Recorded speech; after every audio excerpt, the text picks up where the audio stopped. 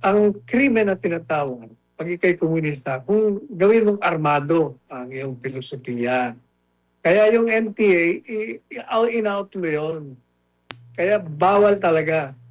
At magiging isa kang kriminal pag ikaw ay nadimanda at nahatulan pagkatapos ng paglilitis, pag ikaw ay isang komunista na ang isinagawa mong pamamaraan upang isulong mo ang iyong advokasya ng pantay-pantay ay sa pamamagitan ng armado. Pero kung iyon ay isusulong mo sa pamamagitan ng bahagi ng kalayaan ng pagpapahayag at tumakbo ka at nanalo ka sa halalan, edi ibig sabihin, maganda ang kalalabasan mo. Attorney Sal, sa ibang issue po, meron po akong gustong hingin sa inyo ng komento kasi nga kahapon din nag-viral din itong post ng artista nga si Angel Locsin regarding nga dun sa pahayag ni Senator Judge Robin Padilla na siya ay naging isang komunista. Kaya sinita ni Angel Locsin si Senator Robin Padilla sa isang social media post matapos itong sabihin na isa siyang komunista. Ayon sa aktres, natuwa siyang naging tapat si Padilla sa kanyang paninindigan. Pero kinwestiyon niya ito kung bakit hindi ito nagsalita nung umano'y nire-red tag siya. Tinanong din ng aktres kung bakit tila mas ipinagtatanggol pa umano ng senador itong si Pastor Apollo Sikibuloy at kinwestiyon ang posisyon nito kaugnay sa China at binigyan din niya na ang pananagutan ng mga opisyal ay dapat para sa sambayan ng Pilipino. Sa kanyang pahayag, nilinaw naman ni Padilla na ang tinutukoy niyang komunismo itong konsepto ng pagkakapatiran, malasakit sa kapwa at pantay na pamamahagi ng yaman at hindi yung armadong pakikibaka. Iginit din niyang hindi salungat ang kanyang paniniwala sa kanyang pananampalatayang Muslim, pagiging reservist ng Philippine Army at suporta sa kapayapaan ng bansa. Ano pong inyong, what's your take on this po, Attorney Sal? Unang-una, yung sinasabi ni Senator Robin na komunista siya, ay hindi masama yun. Hindi yata naiintindihan nitong artista kung ano talaga ang ibig sabihin ng komunista. Number one, isang political at social ideology ito kung saan ang konsepto nito, lahat ng mga kayamanan ng bansa dapat ang nagmamayari ang pangkalahatan. Iyon ang concept noon. Madalit sabi, socialist, maganda, pantay-pantay ang lahat. Yung komunismo ay isang concept na ideal. Pero mukhang sa tingin ko, hindi nyo makakamit yun. Kasi ideal nga eh. Parang the impossible dream. Kaya lang, yung mga sumusunod nito ay pinipilit mo lang na sana mangyari sapagkat makakabuti sa sangkatauhan. Hindi mo masama ang maging komunista. Kasi nga, kung alam niyo ang meaning ng komunista, hindi niyo ba alam na si Jesucristo ang unang socialist na tinatawag kasi gusto niya pantay-pantay ang pagtrato sa lahat. Yun din ang concept ng communism or socialism. O, bibigyan kayo ng halimbawa bakit hindi masama. Hindi ba dati, yung maging miyembro ka lang ng Partido Komunista, Communist Party of the Philippines, isang kriminal. Tinanggal na ho yan. Tinanggal na yan sa ating statute, sa ating mga batas. Hindi na ho ngayon isang krimen ang maging miyembro ng Communist Party of the Philippines. Ano ho ba ang paglabag o krimen? Pag ang iyong pagkakakomunista upang makamit mo yung dream mo na magkaroon ng pantay-pantay, ay ipadaan mo sa armadong revolusyon. Ibabagsak mo ang pangkasunungan ng gobyerno. Yan ho ang krimen.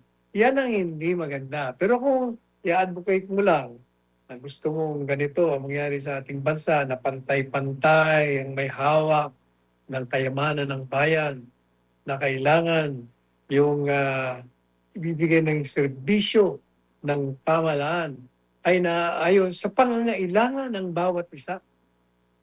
At ang pagbibigay mo naman ng reward ay naaayon naman sa kanyang galing. Hindi mo masama yun. Wala, hindi mo crimen yun. Saka ang context ni Robin, Senator Robin, sa kanyang pagsasabi noon, ay yung nangyari kay Romanov. Hindi ba si Romanov, Tsar ng Russia? Kung baga, royalty, sila lamang ang mayayaman, sila lang ang nagpapakasasa sa kayamanan na pag-aari ng buong bansa. Itong mga rebelde, ito yung mga komunista.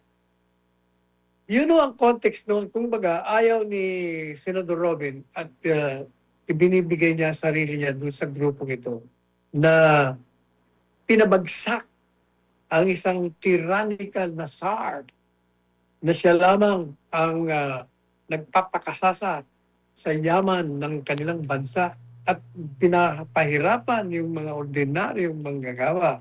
O yun ang context noon. Kaya siya sinasabi niya, ako komunista. Maliban pa sa magandang konsepto.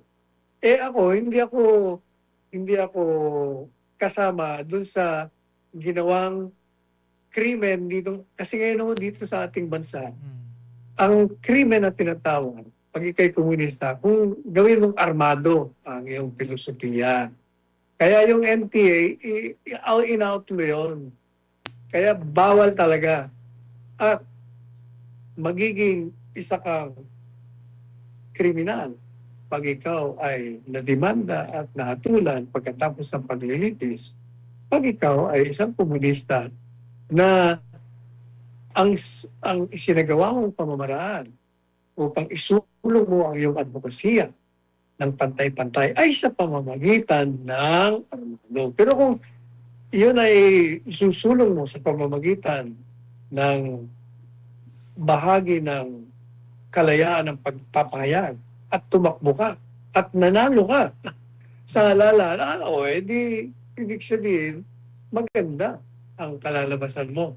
O ngayon, tanong naman, bakit naman ito si Senator Robin? Hindi siya sinorportahan nung red tag siya. Ano ibig sabihin man ng red tag? Ibig sabihin, itong si Angel, parang pumapanig doon sa armado. Sa armadong NPA. Kasi nga, sa totoo lang, yun naman ang mga nagpapanggap na nag-a-advocate kunyari ng peaceful means, natakbo. Ang katunayan, mga front lang yon ng armadong komunista. Kaya hindi siya pwedeng pagtanggol ni Robin. Kasi nga, identified ka doon sa armado, yun nga ang illegal yun ang mali. Kung komunista ka lang na nagpapahayag ng pantay-pantay na paggamit at pag-ari ng mga kayamanan ng bansa, walang problema doon. But the moment you pursue your ideology through armed means, through violence and intimidation, ay hindi na pa pwede. Kaya hindi ka pwedeng may pagtanggol ni Senator Robin. Yun ang context. Ayan. Maraming salamat po, Attorney Sal. Samantala, ito pa. Bahagyang tumaas ang satisfaction rating ni Vice President Sara Duterte sa ikalawang kwarter ng taon sa kabila na nga ng nagpapatuloy na impeachment trial laban sa kanya. Ayon ito sa pinakahuling survey, Attorney Sal, ng Social Weather Stations. Lumabas sa survey na 58% ng mga respondent ang nagsabing kontento sila sa kanyang performance. Mas mataas kumpara sa 54% noong Marso. Samantala, 26% naman yung hindi kontento at 15% ang nananatiling undecided. Dahil dito, umakyat yung net satisfaction rating ni VP Sara mula positive 29 na moderate tungong positive 31 na good. Pinakamataas ang kanyang satisfaction rating sa Mindanao na umabot sa 88%. Sa kabila ng impeachment proceedings, kasi Attorney Sal, itong survey ay sinagawa pa nung June, second to the last week of June. Nananatili siyang may pinakamataas na net satisfaction rating sa hanay ng mga pangunahing opisyal ng pamahalaan batay sa naturang survey. Ano pong inyong komento dito? Natural lang ho natataas ang kanyang rating. Kasi nga, ang tingin sa kanya ng taong bayan Mahusay ang kanyang pamamalakad bilang Secretary of Education. Mahusay ang kanyang pamamalakad bilang Vice Presidente ng bansa. Pero siya po ay tinutugis ngayon, sinisiran at gustong tanggalin. Kaya ang simpatiya ng taong bayan ay napupunta sa kanya. Pumunta kayo kahit saan. Talagang ang tao galit. Nandun ang puot sa ginagawang pang-aapi sa kanya. Kaya tataas ng tataas pa yan at bagsak naman ng bagsak ang administrasyon. Kaya kita nyo, anong rating? -27. Mm. Tapos naging -15. Minus pa rin. Zero pa rin. Negative zero nga eh.